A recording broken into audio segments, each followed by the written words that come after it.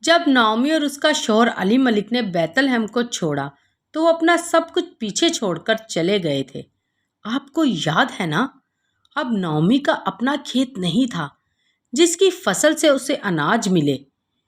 بیت الحم میں واپس آنے کے بعد نعومی اور رود کو کہاں سے کھانا ملے گا؟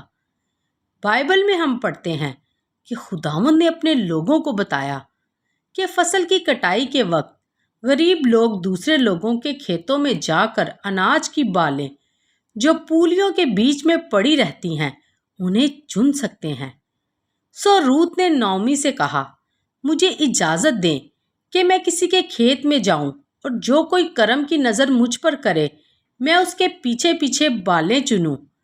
نعومی نے اجازت دیتے ہوئے اس سے کہا، جاؤ میری بیٹی۔ پھر روت ایک کھیت میں گئی اور فصل کاٹنے والوں کے پیچھے پیچھے بالیں جمع کرنے لگی۔ ایسا ہوا کہ جس کھیت میں وہ کام کر رہی تھی وہ ایک آدمی بوئز کا تھا اور وہ نعومی کے شوہر کا رشتہ دار تھا۔ اسی وقت بوئز اپنے کھیت میں آ گیا اور اس نے فصل کاٹنے والوں کو سلام کرتے ہوئے کہا، خداوند تمہارے ساتھ ہو۔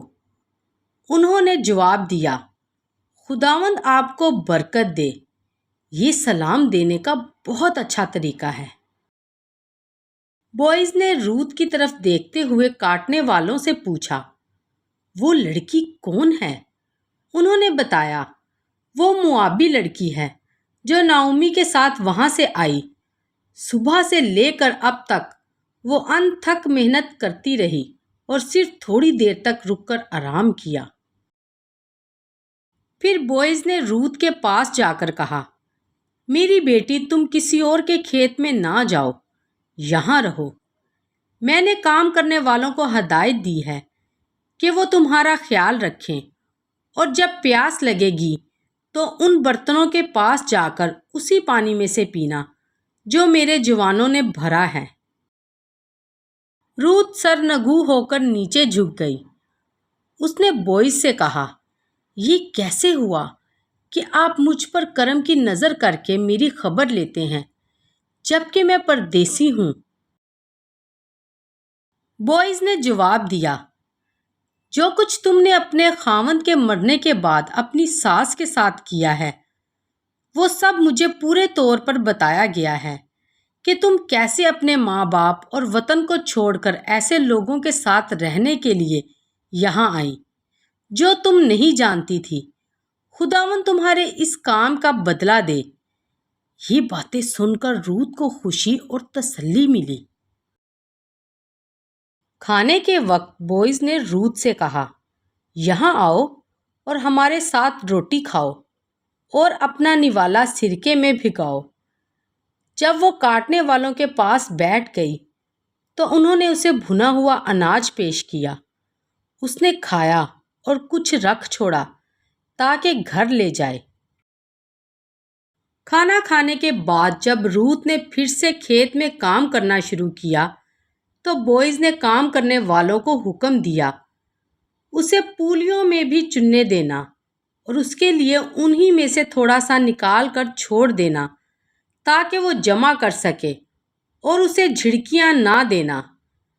بوئز کا اتنی مہربانی سے روت کے ساتھ پیش آنا بہت اچھا لگتا ہے نا؟ اصل میں وہ خداوند کے حکم پر عمل کر رہا تھا۔ وہ جانتا تھا کہ خداوند کی مرضی ہے کہ ہم غریب اور ضرورت مند لوگوں کا خیال بھی رکھیں۔ پھر روت کھیت میں چنتی رہی اور شام کو جب اس نے اسے جو جمع کیا تھا پھٹکا تو بہت زیادہ جو نکلی۔ جب روت نے گھر جا کر نعومی کو جو دکھائی تو اس نے پوچھا، تم نے آج کہاں بالیں چنی؟ کس کے کھیت میں کام کیا؟ مبارک ہو وہ جس نے تمہاری خبر لی۔ پھر روت نے جو کچھ اسی دن ہوا تھا اپنی ساس کو سنایا۔ اس نے یہ بھی بتایا کہ اس کھیت کے مالک کا نام بوئز ہے۔ نعومی نے کہا، اوہ، وہ خداوند کی طرف سے برکت پائے۔ یہ شخص ہمارے قریبی رشتے کا ہے اور ہمارے نزدیک کے قرابتیوں میں سے ایک ہے۔ قرابتی ایک قریبی رشتے دار ہے جو نہایت ہی مشکل وقت میں مدد کرتا ہے۔ جب آپ رود کی باقی کہانی سنیں گے تو اس مشکل لفظ کا مطلب پوری طرح سے سمجھیں گے۔ کیا آپ کو پتہ ہے کہ کون آپ کا قرابتی بننا چاہتا ہے؟ یسوع مسیح، جو آپ کو گناہوں سے آزاد کر کے پاک صاف کرنا چاہتا ہے۔ رود نے اپنی ساس کو بتایا، اس نے مجھ سے یہ بھی کہا تھا کہ تم میرے کام کرنے والوں کے ساتھ رہنا جب تک وہ میری ساری فصل کاٹ نہ چکے۔ پھر نعومی نے کہا، بیٹی یہ بہت ہی اچھا ہے۔ رود جو اور گیہوں کی فصل کی کٹائی کے خاتمے تک ہر روز بالیں چننے کے لیے کھیت میں جا کر کام کرنے والی لڑکیوں کے ساتھ لگی رہی۔